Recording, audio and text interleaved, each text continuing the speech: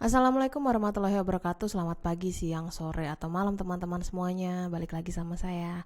Nah, kali ini kita akan ngomong masuk ke bab baru nih. Kita akan coba nih ngomongin tentang gimana sih kita membuat sebuah target. Kita menentukan sebuah target berdasarkan estimasi yang sudah kita pahami, berdasarkan proyeksi yang sudah kita buat, berdasarkan kira-kira berapa jumlah operasional yang kita keluarkan.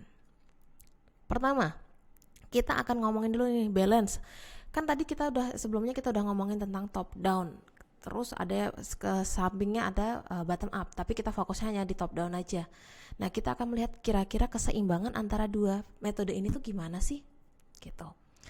Nah, seperti yang kita tahu nih, bottom up itu kan dari internal ke eksternal, otomatis fokusnya kepada fokus dari si perusahaan itu seperti apa, dari segi operational level seperti apa, lebih akurat dan detail, tapi ingat membutuhkan waktu yang cukup lama.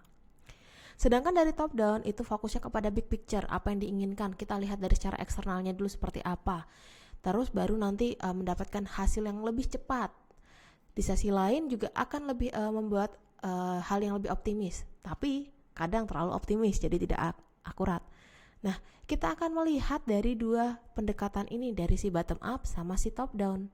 Karena masing-masing memiliki pro kontranya masing-masing. Nah, yang bagus gimana? Ketemulah di tengah ini, namanya the realistic. The realistic atau yang bisa dikenal dengan hybrid. Ini adalah gabungan dari si bottom up sama si top down. Nah, secara garis besarnya kita akan melihat bagaimana sih dari segi top down-nya itu.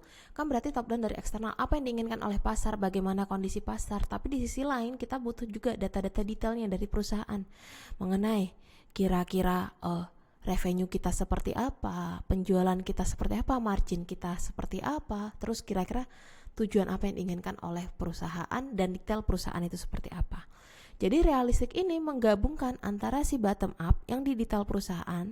Kita akan melakukan istilahnya melakukan analisis perusahaan, tapi tidak sedetail si bottom up, cukup detail tapi tidak sedetail satu seriwet bottom up.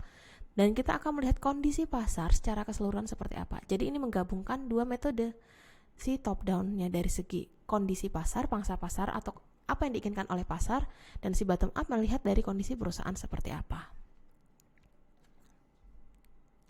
Nah, ketika kita berbicara tentang dua metode tadi, si bottom up itu ngomongin terkait dengan dari kondisi pasar seperti dari kondisi perusahaan seperti apa, lalu nanti dari kondisi pasar itu nanti kita dari si bottom up, dari si top down.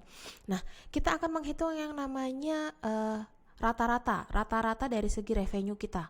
Karena kan kalau revenue itu berkaitan dengan estimasi yang dijual dengan jumlah cost yang dikeluarkan dengan harga yang ditetapkan atau pricing. Berarti kan kalau misalnya terkait dengan estimasi itu estimasi penjualan berarti kaitannya dengan apa yang diinginkan oleh konsumen. Benchmarking kita siapa, kondisi pasar seperti apa, apakah mengalami perubahan atau tidak, apakah ada faktor eksternal atau tidak yang akan mempengaruhi.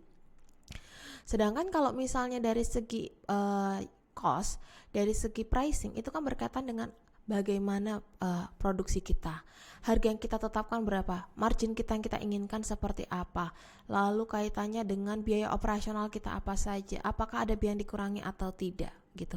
Jadi realistik ini benar-benar menghitung secara matematikal, menggabungkan antara si bottom up sama si top down. Oke, sampai di sini dulu untuk yang realistik, atau kita ngomongin tentang bagaimana mencari keseimbangan antara top down sama bottom up. Kita lanjut ke sebab berikutnya. Terima kasih.